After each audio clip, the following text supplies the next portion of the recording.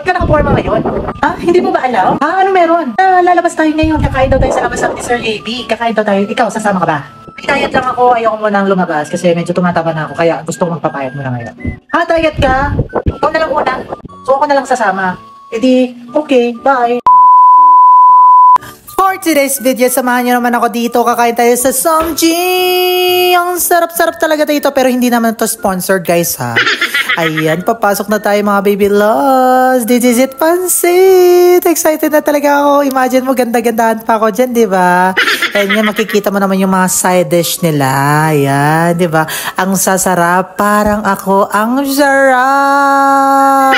Ang sarap ko talaga kumain, mga baby loves. Lalo na masarap kumain kapag libre. Tama. And ito yung isang pinaka-gusto ko dito, yung soup nila. Kasi mahilig po talaga ako mag-soup ng soup. Uy! Yan, kain lang tayo ng kain. Lamon lang tayo ng lamon. Kaya nga, para di ka iwan, ikain mo, isubo mo hanggang dulo. Mga perfectos talaga, mga baby loves. Ayan, kinain na natin yung dahon, no? Ayan, perfectos talaga, mga baby loves. Ang sarap talagang kumain, lalo na pag akong kumakain, ang sarap ko. Perfectos talaga, guys. Kung imagine mo, guys, feeling ko mababan talaga ako kapag ako yung kumakain dito kasi parang nauubos ko talaga yung mga pagkain nila dito, mga baby loves.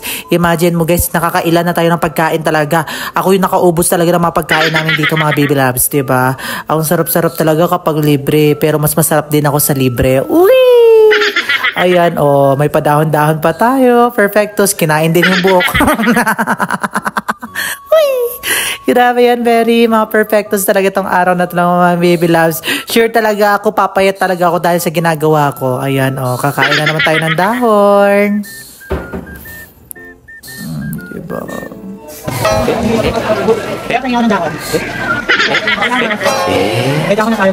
Kamay sa dahon. Oh, yan, dahon na naman tayo. Ayan, hindi po buntis, guys. Busog lang na po, busog na talaga ako na sobra to the highest level of my life. Ayan, sa wakas, nakauwi na rin ako. Nagpasalamat din yung mga ano kasi nakauwi na talaga ako. Basta.